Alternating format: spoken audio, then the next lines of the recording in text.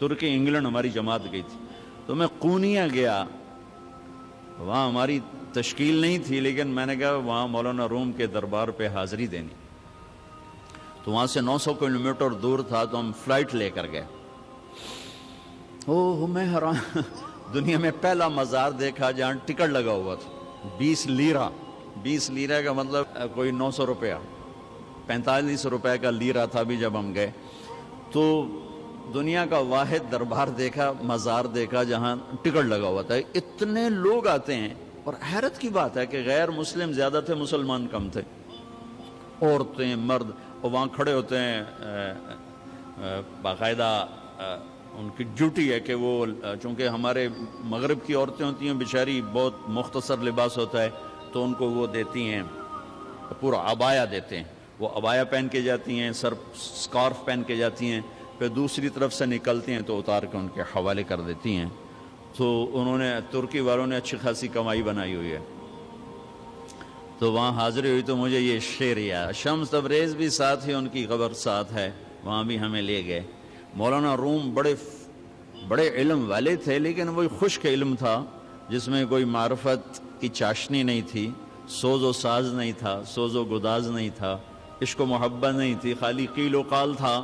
جیسے آج قیل و قال نے ہمیں توڑ کے رکھ دیا، مسجد سے بھی نفرت کی وہ ہوا چلی کہ فرقہ واریت کی آگ ایسی بھڑکی کہ روزانہ لاشیں گر رہے ہیں، نہ مارنے والے کو پتہ ہے میں کیا کر رہا ہوں، نہ مرنے والے کو پتہ ہے مجھے کیوں مارا جا رہا ہے، اور اس کے پیچھے ممبر پر بیٹھنے والے کو اللہ کا نہیں پتہ، اس کے اللہ کا رسول کا نہیں پتہ، اس نے، اور خاص طور پر میرے بر صغیر میں اتنی نفرت ہے کہ ایک دوسرے کو سلام بھی نہیں کرتے، مصافحہ بھی نہیں کرتے، ایک دوسرے کے پیچھے نماز بھی نہیں پڑھتے، انتہا ہو گئی ہے نفرت کی۔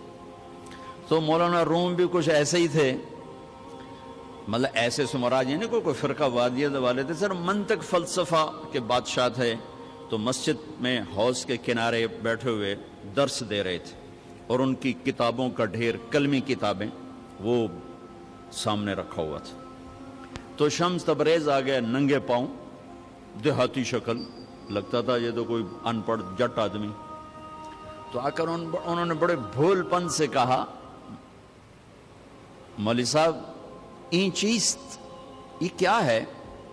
تو مولانا روم نے یوں دیکھا تو بڑے تکبر سے کہا، این است کہ تو نمی دانی، بھائی یہ وہ ہے جو تو نہیں جانتا، تو چٹا ان پڑھ، میں تجھے کیا بتاؤں یہ کیا ہے۔ وہ ایک دم آگے بڑھے، وہ کتابوں کو جو یوں دھکا دیا وہ ساری حوض میں جا گری۔ اب وہ زمانہ پریس کا تو تھا نہیں، میں چلو 2-4 اور لے کے آ جاؤ، وہ تیرا بیڑا غرق و بدبخت، تو نے میری ساری زندگی کی محنت برباد کر دی۔ تو شمس تبریز مسکرائے اور حوض میں اترے، اور یوں ساری کتابیں خشک نکال کے باہر رکھ دی، ایک کاغذ نہیں بھیگا ہوا۔ یہ کرامات اولیاء ہے۔ مولانا روم، این چیست، یہ کیا ہے؟ تو انہوں نے مسکرا کے کہا، این است کہ تو نمی دانی، یہ وہ ہے جو تو نہیں جانتا۔ بس پھر مولوی روم مولانا روم بن گئے، انہیں فلسفے بھی بھول گئے۔ اس کو ہمارے شاعر خواجہ غلام فرید رحمت اللہ علیہ نے کہا ہے، سکھری تروش منصوری نو، ہن ٹھپ رکھ کنز قدوری نو، ہادی نہ سمجھ ہدایہ، کافی نہ سمجھ کفایہ، کر پرز شرع وقایا، ایو دل قرآن کتابے۔ یہ ہماری زبان کی شاعری ہے، سرائکی کی۔ مزدار قصہ تھا، آپ کو سنا دیا۔ کوئی چیز خود نہیں، تو اللہ تعالیٰ نے 4 قسمیں، 2 تاکیدیں کہ نہیں، میں نے ہی تمہیں بنایا ہے، تم خود بخود نہیں بنے۔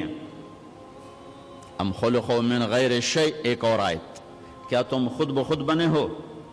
ام ہم الخالقون، کیا تم اپنی ذات کے بنانے والے خود ہو؟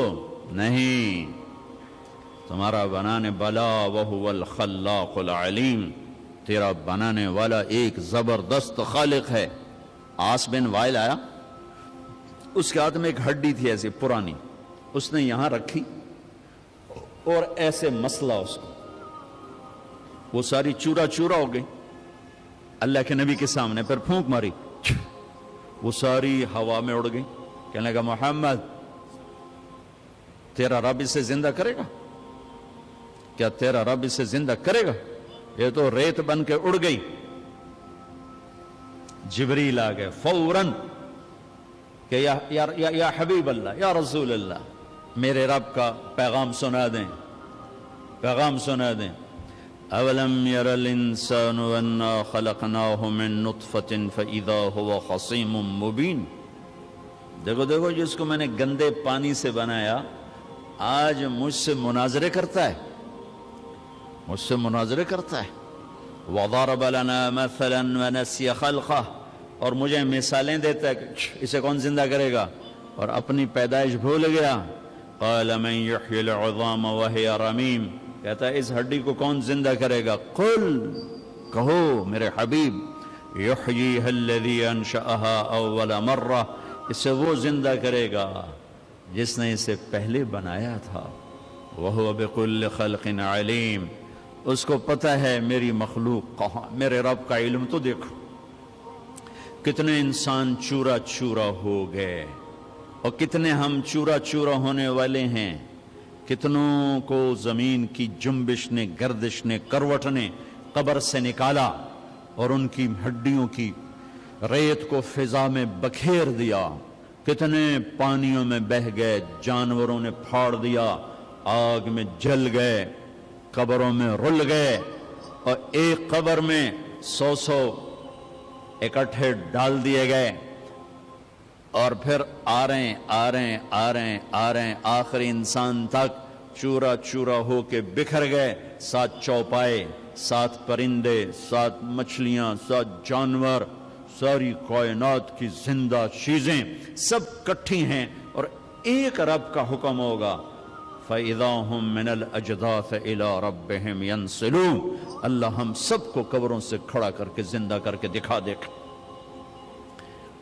ہاں، مجھ سے کہتا ہے زندہ کون کرے گا؟ آپ اسے کہیں جس نے یہ کچھ نہیں تھا اور اسے بنایا تھا وہی زندہ کر۔